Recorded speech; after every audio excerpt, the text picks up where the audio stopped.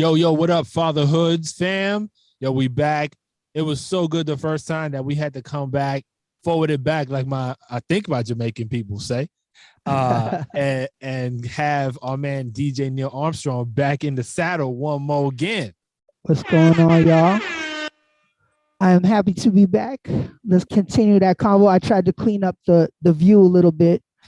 It's still super blue, but it's a little more pretty. It's Hawaii, bro. I mean, look at the ocean in the background. Like you can't mess that up. That's beautiful right there. Word up. So I think we left off in the last episode. One of the big things that I remember I wanted to dig a little deeper into was about IVF.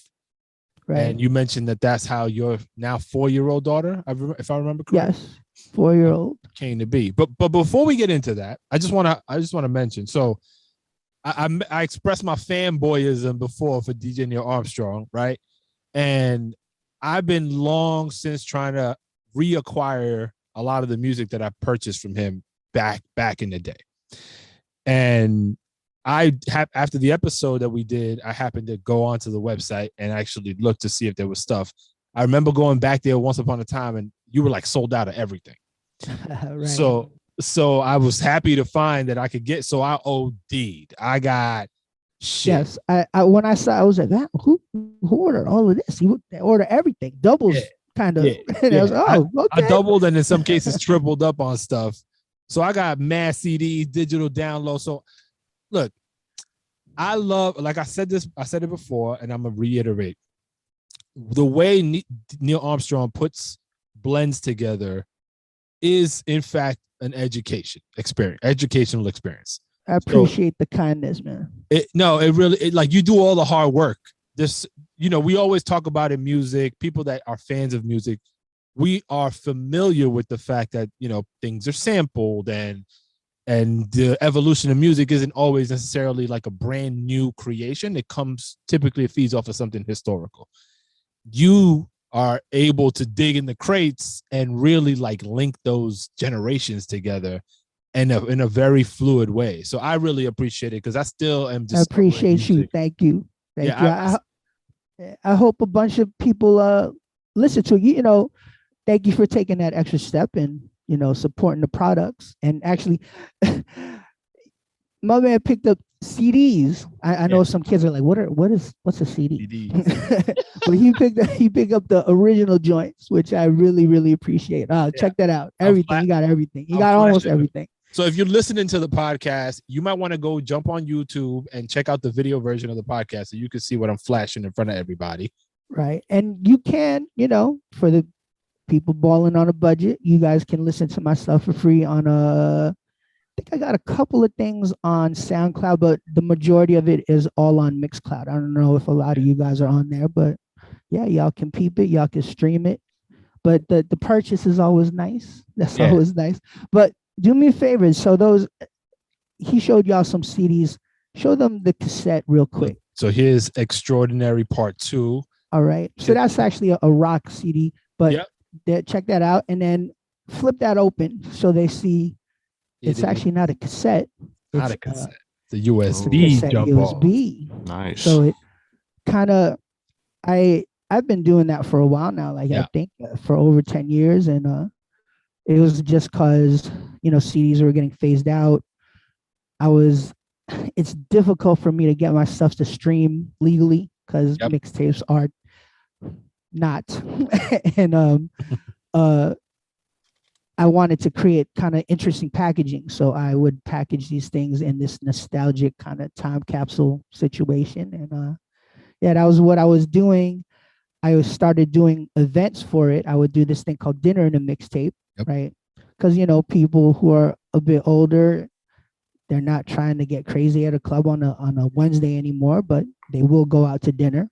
Yep. So they can listen to their Jackson 5 and their Tribe Called Quest and their Stevie Wonder in a cool environment, but not have to pour champagnes on each other, which oddly enough has turned into what brunch is these days. Yeah. People are acting crazy anyway. But then COVID hit and just kibosh my whole thing, which we'll see. You know, I'd love to rebuild it when we're truly in the clear. I think we're definitely we're very close, but yeah. you know, if I get sick, my mom would get sick. That's not going to be a good look. So So yeah. are you one of the fortunate few that still has not caught COVID? Oh, dude. Yes, I Wow. I think I'm assuming everyone. We might even talked about this already. Everyone I know, almost 99% of the DJs I know, all got it at least once, and thankfully, the majority of them made it through. A couple didn't, unfortunately. But yeah, it, my cousin and anyone who had a normal day job who had to go back to work at some point, they're like, yeah, It's it inevitable. ran through my family, you know, and thankfully, again, most people came out of it well. Hey, how nervous have you been in terms of the whatever kind of travel you've been doing or limited Ooh. jobs? How nervous have you been in terms of being out and about and then potentially bringing something back to your kids or your family and not even knowing about it? You know, I sure I funny side story, which I said I wouldn't do, but Jay-Z used to call me nervous, which is both sad and hilarious at the same time. So whenever you say nervous, it still pops into my head. However, and I'll tell you that story if y'all want later. Yeah. But you know, I hesitate to use that term nervous in this situation because people then turn, oh, you scared? Right. No, that's called concern, you know, for your fellow man, for your family. Or just let's call it being mindful. How about that? Right. Absolutely. Very mindful. So in the last podcast I did right. I was in New York at the worst point of it. I was in Japan at the earlier worst point of it. So, you know, it's easy to forget, like in Yokohama, what happened in December-ish of, I guess, 2019, right? The tail end. There was actually a boat. There was a huge cruise ship that was just stuck in Yokohama harbor for, I don't know, a month, 5 weeks. Wow. And that was one of the earliest mass COVID events.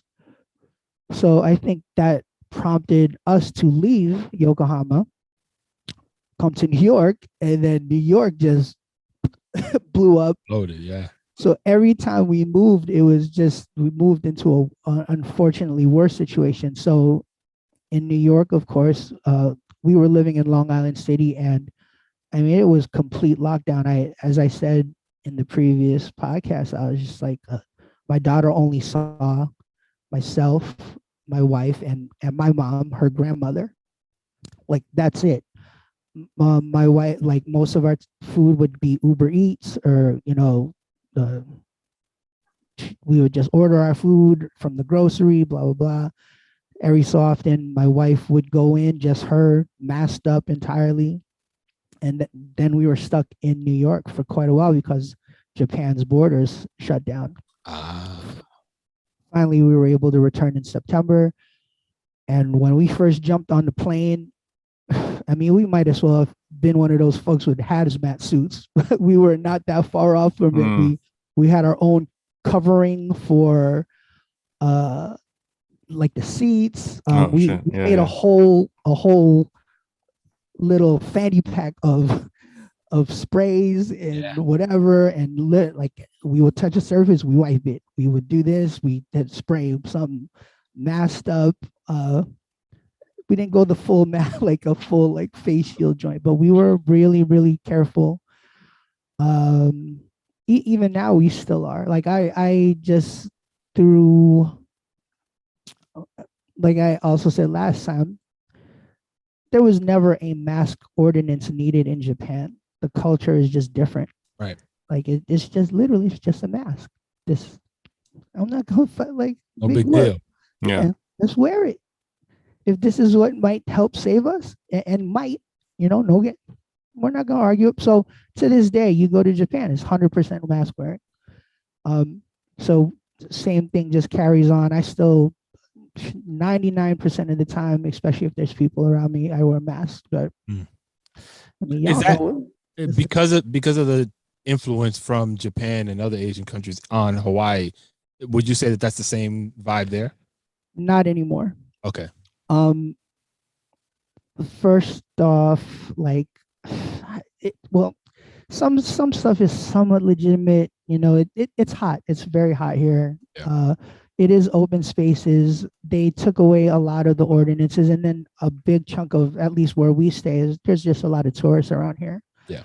And you know, people just throw care to the wind. And oddly enough, though, blaming just tourists for any COVID spikes out here is inaccurate. Like, a lot of the people who are getting COVID are locals, because they love to have gatherings. You know, they that's what they do. And a lot of families out here just are big families, extended families. So I think they stopped, you know, at one point you couldn't have more than 10 people in a thing together. So they're not nearly as strict. Maybe, let's say, 1 out of every 20 people I'll see walking around still has a mask on. Again, as opposed to Japan, it's 100% still. Let's go back to IVF. So in vitro. Oh yeah. I was gonna ask you, because I know we had a list of things that we didn't touch on last time. For sure. So I don't pretend to know the details of IVF. I know what it is, 30,000 foot view. I understand kind of the general mechanics of it, sure, why people enter into it. But I do find the more people that I speak to, it doesn't sound like it's taboo anymore. And I feel like at one point it might have been. People are okay with saying, hey, yeah, have my kids IVF. So it seems like there's more of it happening now versus maybe 20 years ago. And then in your circumstance, I'm curious, like, what drove y'all to that, and like, what did it take for that to actually, you know, happen? I mean, so IVF stands for In Vitro Fertilization. Why we did it was because both me and my wife are old as dirt. So it was just very difficult. We did try naturally, but it just, you know, just like anyone at a certain age, it just doesn't happen very easily. You know, I don't know if I said this on this one, or on this podcast, because I have this conversation often. Like, you know, we really are, as a biological society, like, we're supposed to have kids way earlier. Because we can't, like, we don't have to try. You look at a girl, that's it. You're gonna have a baby. But we're so, I don't know, it's our culture, or it's just so twisted, right? Not, instead of just having it when it's natural, for obvious reasons, for just our maturity level is just not there. And, you know, a lot of us now have ambitions that weren't there, you know, when people were just gladiators and farmers. Right. You know, like, we postpone it, but now we're postponing it to the point where there's just a whole industry built around trying to get pregnant, which, if we did it at the biologically right time, it wouldn't be necessary. Would be free. Yeah, it would just be free. So IVF, number one, unless you are lucky to have an insurance company to cover you, it's a very expensive process. Yeah. So ballpark, like, what is an average? Okay. I don't know average. Okay. But I can tell y'all, for us, it cost over $200K. Ooh. Wow. So that's not, see, that's what I'm saying. That's a house in a lot of places. Just easy. That's not something you go into. And then on top of that, it's not a guarantee. It's not like you buy the house and it's there. Right. It's like you put the down payment on the house and maybe the house don't show up. Damn. And so that was actually one of the reasons why ours may have cost a lot more. It is a non-guaranteed process. So we actually had to try a couple of times. But in total, I just happen to know that number for us because my wife reminds me about that quite often. But hold on, you that's an interesting anecdote. So she reminds you about it. What does she bring up? Because I know you I can imagine she as well. Like you guys are ecstatic that you have, you know, your Of 4-year-old daughter, course, right? you know, the price literally priceless. That's Right, right. she's So a that priceless blessing. 200 grand, whatever the number was, right? Like it worked out for you guys. Yes. She brings it up in the sense of what? Like, what's the context? Never even. Fortunately, my wife is really cool. Not like a petty American wife. Oh, okay. she's not like that. You know, she it's don't more, suck her teeth at me. It's more just comical than anything, right? I would assume a little comical and just like a matter of fact. Like, hey, you know, like there's a lot of investment that was put into her. right. So I am also besides. So do your job as a dad, basically. Don't be a dick, Neil. You gotta be a dad. A little bit, you know, and I think it's just also I know maybe to read the sign. Like I was my high school reunion just passed this weekend, and it was in New York. And my boys like, yo, come out. And the thing with my wife, our financial dynamic is actually my wife is also financially independent. We've fortunately already built a situation where, unless certain things go very wrong, our daughter should be bare minimum okay for the rest of her life. Like right. Bare minimum. I'm not talking about she's going to buy a yacht.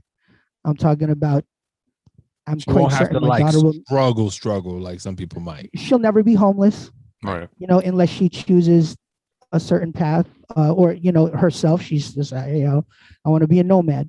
But beyond that, I am quite certain my daughter will always be housed. She'll always have enough to feed herself. You know, we already prepared for that. Like I bought property. Like I didn't buy an Escalade when I was 24. I bought a house. You know, and a house in New York that has now quadrupled in price. You know, just things of that nature. And my wife is also financially independent, so those type of dynamics often don't. We don't have issues with that. With why are you buying this? Why are you doing that? Right. You know, this costs money. You know, fortunately, she doesn't have to do that with me, and I'm pretty good myself. You know, with the rare. I'll buy the stupid Transformers Optimus Prime, and then I'll say, well, this is for Lily. You know, besides that one, I'm pretty good with that too. So she doesn't really use it in that manner, but in discussions, we'll probably like, well, you know, whatever. Like literally, like, hey, what was the total bill on that? And she'll be like, man, I think it was like $200K, and I just remember that very specifically. So yeah, fortunately, she is pretty good with me, in particular during COVID, not being able to generate a lot of income. So all you DJs out there who have been suffering, like you're not alone, right? Pretty sure everyone has been, and if you didn't have a nest egg, you were gonna get hurt. But I suffered along with y'all, like absolutely. I had canceled gigs, I had blah blah blah. Even unfortunately, I did a Zoom gig, not a Zoom gig. Yeah, did a gig for a reputable company, and they just didn't pay me. And even during COVID, that was happening. You know, yeah, it was. Yeah. But again, unfortunately, I'm in a position where a situation like that did not make me homeless. You know, I prepared way in advance. So, and for those listening, I just want to make sure y'all understood that. Don't try to play yourselves and not pay Neil Armstrong if you book him. Don't get it twisted. Absolutely, don't do that, please. Please. But it's a trip, man, that I think, I don't know many DJs besides obviously the top tier guys, and I think they still run into problems. Like, listen to Pharrell's had issues getting his checks, and it sucks, man. It just sucks. Being our type of business, our essentially a small business. That's one of the parts that I really hated, and I loved it when I had like a full-time manager who they were just basically, they could play the role of the bad guy and just go after whoever I needed to have that done, like to get my loot or whatever. Yeah, break a kneecap, whatever. Right. So Literally. wait, so we don't stray too far. Like Sorry. Let's go back. No. The IV. I threw us on a tangent. Don't worry about it. So you guys jumped into the IVF world after trying. I'm sure getting counsel from some physicians, and then what ultimately said to you guys, all right, we know this is going to be, because at some point you realized this was going to be an expensive journey, but also one that you guys decided was worth the effort, right? So like, let me interject. Just, I'm not going to throw it off on a tangent, but because sometimes there's, talking to people who have gone through this before, was adoption ever something on the table for you guys as well? Yes, absolutely, it was. And I know sometimes that can be like a topic of discussion for couples of like, all right, do we go down the IVF route, or do we do the adoption route, or if one doesn't work, do we use the other as a plan B? Right. So oddly enough, I don't know if you might have seen it by doing some of the research. Like, I used to own a dog named Poe, and I actually, rest in peace, Poe. I appreciate that. But Poe, we took him on this senior dog bucket list road trip across the country, essentially, and somehow his story went as organically as possible viral during that time period, and we ended up becoming kind of these senior dog advocates, and we still are, but COVID kind of shut that down as well. So I haven't really been concentrating on that stuff. We actually set up a fund for senior dog care with a veterinary hospital out here in New York, or not out here, but in New York, and that's still up. It was established in Poe's name, which is something that's really cool. But anyway, from that experience, yeah, we started fostering dogs, and sure, when we talked about if IVF didn't work, yeah, that we would have absolutely considered that as an option, which I don't know if a lot of people do, but we absolutely would have.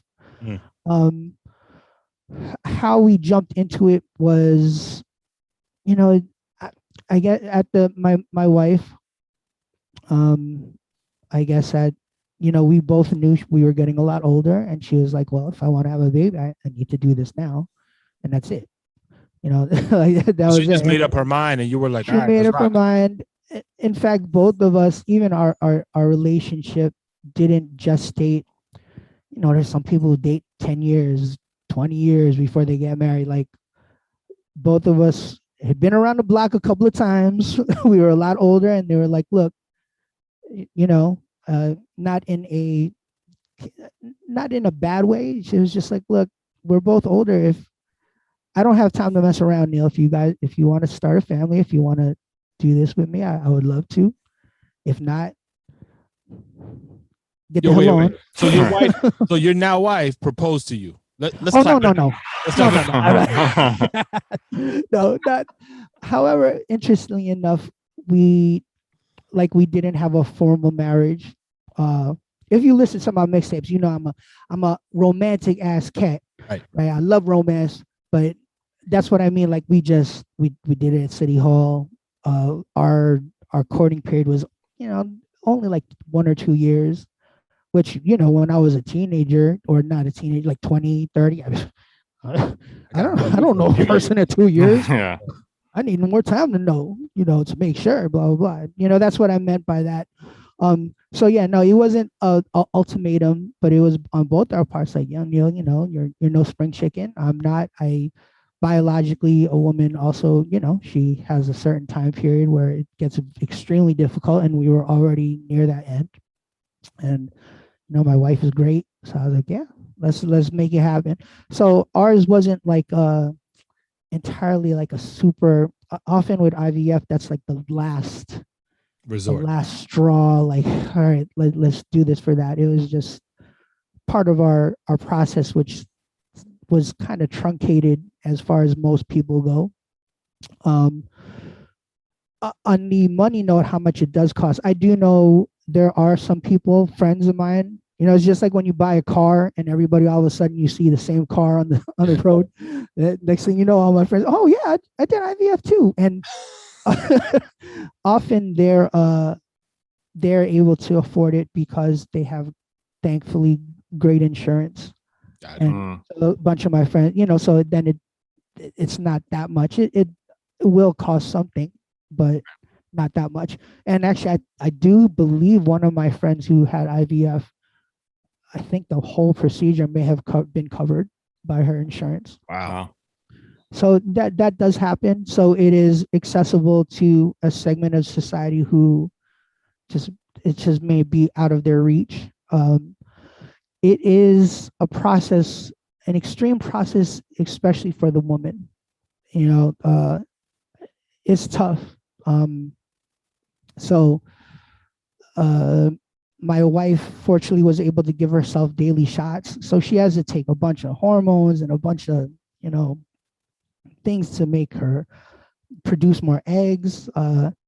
There's stuff that, just I only know from being in the experience, like according to, unless I lost something in translation, like women only have a finite number of eggs. Like that's it. They only produce a certain number and that's it, unlike us who are just, machines. Right. And it's during that, when you're when you're a lot older, your best eggs are already gone. So you have to find those eggs that are very viable. They, in the United States versus in Japan, I think the United States, they do some screening beyond looking for things of like Down syndrome. They will find, for example, like I said, we had to try a couple of times.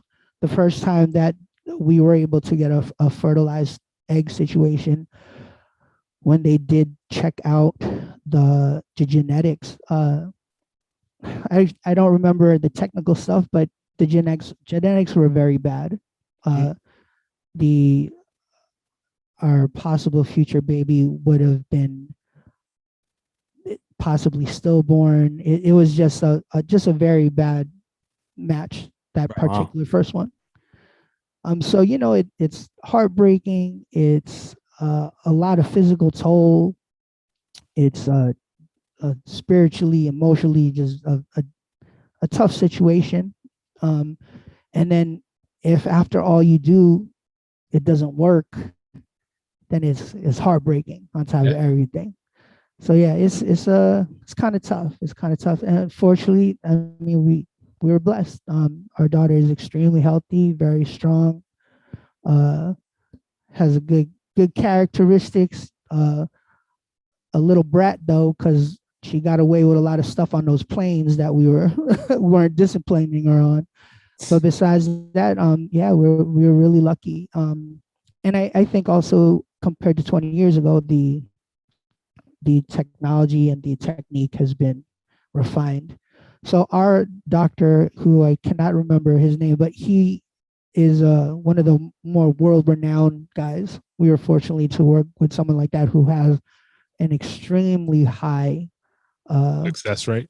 Yes, like a very, very high. And yeah, we were one of the people, and ours was definitely on the miracle tip. Wow. Like, after the age of 45 is really, unless you're like Madonna, right? Madonna had a kid when she was like super old. Like, it's not easy. So that's wild. So it doesn't sound like you. Well, you mentioned there was a miss. I think you said not a match in one of the eggs. What was that? Something where, I mean, that's inside of her already. So right. Does that get eliminated somehow? Like, how does that work? Oh, I don't remember if we had to eliminate it or it just. Or you got to skipped it and focus on another egg maybe or something like that. Don't worry about it. You don't got to recall. We don't got to go down that. Well, I think in some cases, so that, when I say it's an egg, it's still literally just a clump of cells. It didn't get to the point where anything was developed. Right. But it was very early on, maybe, I don't know, the cells divided like 10 times or something. And they were like, well, we did this genetic screening and there's going to be problems. Like we can almost, whatever, 98% this is going to happen. These whatever chromosomes are not matching up properly and you're going to have problems. And I don't know if in our case she had to do anything. Unfortunately, there are many cases where they go through that process and they actually have to have a physical surgical process to remove the embryo. And it that again, that it's the woman who has to deal with all that, not us. Like it's really tough for some people. And in the age of social media, if you look up, like I think there was one couple I just followed just because I went through it to a certain extent, like an IVF journey or something like that, and she's tried many times. Yeah. That was it. I think the husband had sold his whole sneaker collection, like that, like things like that, to pay for like their third or fourth try, something along those lines, and that's how I found their journey. Oof. It's funny. Yeah, it sounds way more like to the average listener or someone who doesn't know much about it. You think of, okay, it's a procedure. You think of like when you go to a doctor's and you do a procedure, it's kind of like a one-time thing, and then that's it. But it sounds way more involved than what you might typically think. Way more involved. And that was one of the reasons why it was really easy when you guys asked me, like, will you have another one? My wife said no. Look, Neil. Yeah. My body can't take it. Yeah, no, I hear that. But yeah, we actually do have another egg frozen. I do not know what we plan to do with it. It would have been a boy. So that was the other thing too, that probably didn't exist early on. Like you couldn't freeze your eggs. A lot of women freeze their eggs now, because a lot of women delay their marriage. Career aspirations are very important to people, and I know quite a number of women who, they approach a certain age, they're like, oh, I might as well freeze some eggs right now just in case. So, yeah. That's wild. Yeah, definitely. If you're not around it, like you're like, really? I didn't know that was a thing. Mm-hmm. But yeah, for sure. So I wanted to share real quick because over the last week on my end, it's been a lot of conflict with respect to because Neil, like I mentioned before, like I got 3 kids. So my eldest is 15. She's a freshman in high school. My 8-year-old son, and then my 6-year-old daughter. And we're approaching the end of their school year. And so now there's like tons of school things that require parents to doesn't require, but if you don't show up, your kid's probably going to look at you crazy. So you want to show up. Right. And because I have 3, everything is like stacked really close. Right. And so it's like you're playing like Tetris with your calendar. Right. And then I got work on top of everything. So it's been really crazy. And I can't think of a period of time. And I'm also in an industry that's like very progressive, I would say, as far as my career goes, where things like family time take a priority and they totally understand it. So I'm fortunate in that respect. But still, you have a sense of responsibility. You want to get things done the way people expect you to get them done. So it's been one of those things where it's like this morning I wake up and I'm like, shit, I got to adjust my schedule today because I got to go take my daughter for her Regents exam now. And that wasn't part of the plan last night. And so it's been a lot of like all this stuff. And at the end of every day, I'm looking at myself and I'm like, I chose the right things to prioritize when it came to like focusing on their needs, right? Because we get caught up very easily, and it's not our fault. It's just life is like that, where you're in the middle of trying to get something accomplished for whatever reason. Neil, in your world, it might be, you have to deliver something to somebody who's booking you or whatever, right? And it's very easy to pinpoint your attention on that thing and not really consider what your kid might need. It might be something very minimal. And so I wanted to share, like in my son's case, amidst all this like scheduling chaos, my son wasn't expecting me to show up yesterday, but I did. And it was, they had like a little, like, they called it a party, but it was like an end of the year little gathering. So the parents are invited to come, and they basically like booked a magician. We were outside and the magician was doing their thing, but it was an opportunity for like the parents to come and like experience that with their kids. So my son wasn't expecting me to show up. I showed up, cleared my calendar, moved everything around, made it. And I'm sitting next to him, and we're, going through the magic show, and he's looking at me kind of like he's not thrilled that I'm there. He's kind of like basic, right? Very like poker face. And I'm looking at him like, yo, you mad that I'm here? He's like, no, I'm good. I was like, all right. So whatever, we go through. And then when he gets home and my wife gets home from work, he's like, Mom, you're not going to believe it. Dad was there. Blah, blah. And he's like all excited. And I wasn't there when he did that. But later my wife tells me, and I'm like, yo, this kid, bro, like he didn't share any of that. And I'm trying to pull it out of him like, yo, is this a good thing? Like, are you excited? This is, did I do the right thing? And he didn't give me no credit. And then later in the day, I'm back in work and like trying to get all stuff done because that part of the day is over. And then he comes to my office and he's like, Dad, can I talk to you? And I'm like, yeah. And then he talks to me about a kid that he's had some issues with in school, and that he learned that the kid suffers from ADHD. Mm. And so he misunderstood what ADHD was, but he had enough awareness that there's something that the kid shared with him that affected the way he and that kid interacted that my son didn't appreciate.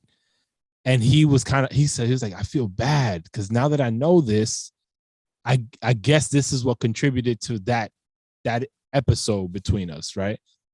And I didn't, like, we talked about it briefly, but I felt like I woke up this morning like, yo, I should have spent more time speaking to him about this, because this is like I think it's a dope opportunity to help him understand what he's feeling, but also like the empathy that organically came about. I think it's such a positive, because it's really, I remember this. As soon as somebody comes off crazy to you when you're young, you don't want to fuck with that person. And even still, right. Even still. You're not taking a second thought to think like, yo, maybe they're going through hell right now, and like you said, even still, that's the case. But when you discover that there is something behind it, and then you've changed the way you think about it, like, that's humanity. That's like how we should be. And when evolution, I saw that example, we're supposed to be evolving. Yeah, and when I saw that example, I had like hope just like sprung out of me. I was like, yo, this is dope. Okay, we're doing something right if this is what he's thinking about. Absolutely. Yeah, man. For sure. That's great. I'm hoping for similar interactions with my daughter. I hope. But yeah, especially in today's society where there's just a massive lack of understanding of decorum. People are on Twitter, everybody gets made fun of. You stumble, you're gonna get a meme made about you. Like, yeah, that's great, man. Your son is obviously being raised properly. So I hope so, man. Kudos. Yeah, I always tell my son the same. Like, everyone's got something going on, right? You could look at someone, and that holds true for all of us. Like, when we see someone, and a lot of times, we all take things on a personal tip. We're like, oh, are they thinking such and such about me, or is my interaction with this person creating whatever's going on?